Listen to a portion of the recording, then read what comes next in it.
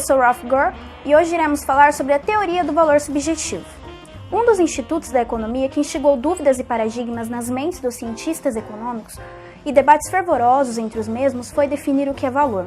Parece-nos estranho toda uma estirpe de intelectuais preocupados em definir algo como valor, mas a sua investigação é de ímpar necessidade se quisermos entender fenômenos como moeda, preço, flutuações e crises econômicas. E não é exagero estatuirmos que as tentativas deles para definir isso culminou num rumo completamente diferente da história do mundo e alterou o destino de todos nós até os dias de hoje.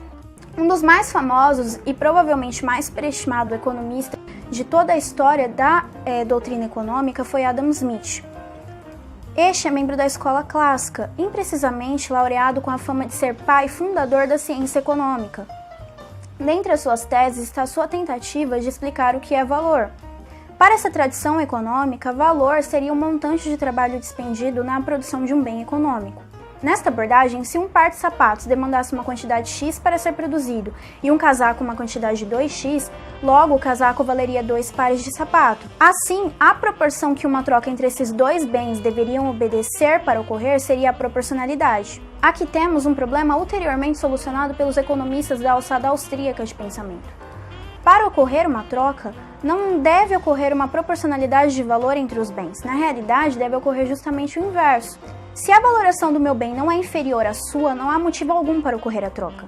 Se eu não consigo figurar um melhor bem-estar em trocar o que eu tenho em mãos pelo que você tem, não há motivação para ocorrer a troca. E isso se estenderia para todas as atividades econômicas, tornando completamente impossível qualquer tipo de atividade catalática. O ser humano seria inerte, atomístico, estagnado. Assim, a valoração que os indivíduos em uma transação econômica devem ter é uma valoração inversamente proporcional. O que eu estou disposta a trocar deve ter um valor menor para mim do que o que eu estou disposta a receber nessa troca. E o mesmo deve ocorrer com você. Se isso não ocorrer, não haverá troca alguma.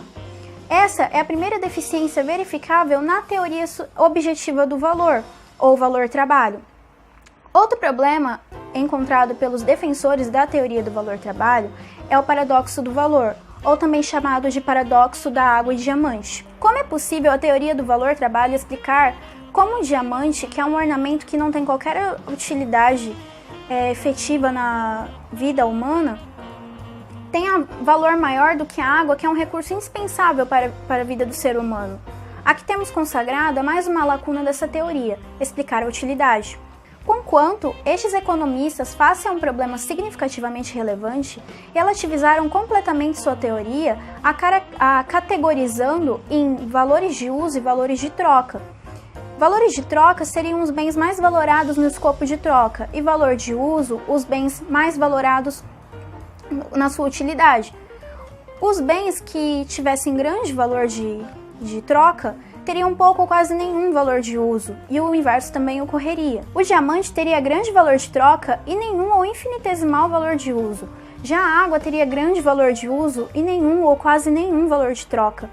Mesmo com toda essa relativização cheia de dubiedades e incongruências, eles ainda não conseguiam explicar questionamentos como, em um deserto hipotético, o diamante não teria valor algum e a água seria a maior das riquezas. Outros, ainda na sua teimosia e insistência, argumentavam que o diamante demandava muito trabalho e poderia levar até décadas para ser encontrado, por isso seu alto valor no mercado. Mas estes ainda não conseguiam responder porque 2 diamantes de mesmo quilate, sendo que um demorou 1 ano para ser minado e o outro 10 anos, possuem o mesmo valor no mercado e não diferentes. Ou, por exemplo, digamos que eu tenha despendido 10 anos de minha vida cavando um buraco no meu quintal. Eu, como fiel seguidora da teoria clássica de valor, faço isso porque pretendo ficar milionária com esse buraco que futuramente irei vender.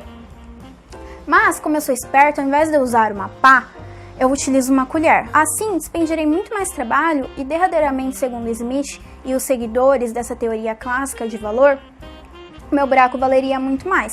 Isso parece ter algum sentido? Sob o prisma da teoria de valor-trabalho, parece ter.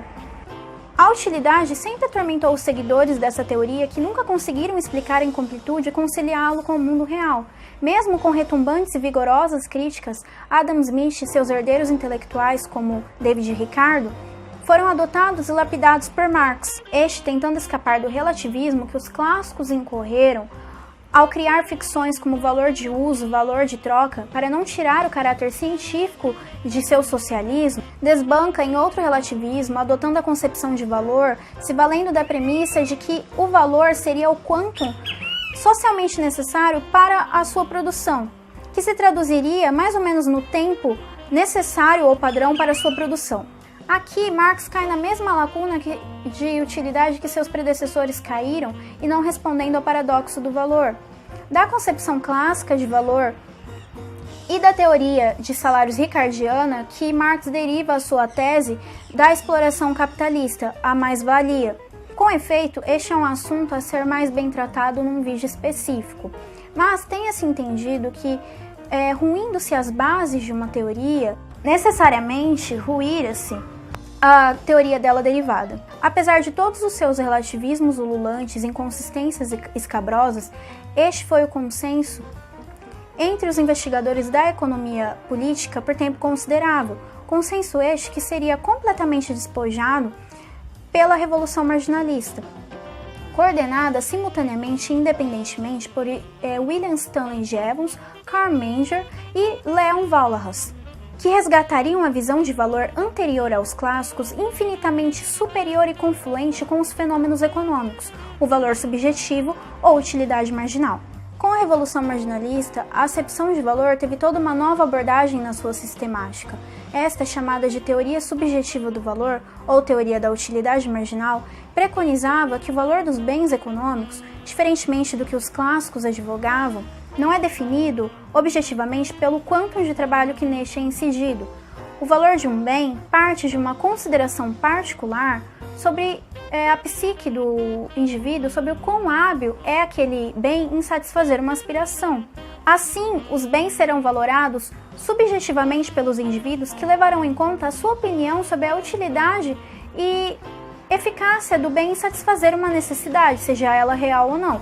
Para entender melhor, vamos a um exemplo. Existem pessoas que valorizam muito ter o último celular da moda e pagariam uma quantia absurda por este item, e existem pessoas que não. A valoração, portanto, é uma faculdade. Porém, como observou proeminentemente Mises, o valor subjetivo dos indivíduos só é demonstrado quando estes agem, de forma comissiva ou omissiva. Para entendermos a magnitude desse insight, vamos aplicá-lo aos problemas que impactaram a deficitária teoria do valor-trabalho. No que tange às trocas, essa teoria é completamente compatível. Se a valoração é subjetiva e não objetiva, já removemos a obstrução que as trocas enfrentariam se obedecessem à teoria clássica de valor. Não obstante, ela se adequa perfeitamente na relação inversamente proporcional que as trocas devem obedecer, porque os indivíduos no mercado valorarão o objeto que colimam de forma superior ao objeto que pretendem transacionar. Conseguinte, nas considerações do paradoxo de valor, a teoria do valor subjetivo também se aplica, visto que ela explica o alto valor que os diamantes têm frente à água, porque aquele é um bem extremamente escasso, e a água é um bem ordinariamente disponível sem muitos problemas. Não precisa esta, portanto, cair na relativização de suas bases nevrálgicas para explicar este fenômeno. Também explica porque a água no deserto tem muito mais valor do que um diamante. Dadas as circunstâncias, agora, a água tem muito mais apreciação pelo indivíduo sedento. Este agora terá na sua escala de valores a água no topo e o diamante, que não tem utilidade alguma, além de servir como ornamento, no último grau. Ademais, também explica porque dois diamantes de mesmo quilate, mas com empregos de trabalho diferentes, possuem o mesmo valor no mercado, dado que o trabalho pouco importa na sua valoração. O que importa é a valoração dos indivíduos que estão dispostos a comprar. Se o indivíduo ansiar em adquirir um diamante e observa que eles possuem a mesma unidade de quilate, não há razão para pagar uma quantia diferente em dois bens iguais. A quantidade de trabalho pouco importa na sua valoração. E por fim, sobre o valioso buraco que eu despendi anos e anos cavando, se ele não satisfizer as aspirações de ninguém, valor algum ele terá. É simples assim. Vem a genialidade acumulada com a simplicidade da teoria subjetiva de valor. Ela responde com facilidade e acurácia todos os problemas que renderam escritos desesperados e relativísticos dos adeptos da teoria clássica do valor. Ela explica o fenômeno dos preços, das trocas, da moeda, da prosperidade, do empreendedorismo e da ação humana. a economia subjetiva. Talvez o maior problema dos clássicos e sua teoria objetiva de valor seja eles tentarem deduzir a economia de cima para baixo e não de baixo para cima. Eles nunca entenderam que o soberano no mercado não é o capitalista, é o consumidor. Nós ordenamos, mesmo que de forma inconsciente, o que deve ser produzido. Nós enriquecemos os que nos satisfazem e ruímos os que não. Nós selecionamos os aptos e os sagazes. É simples dessa forma.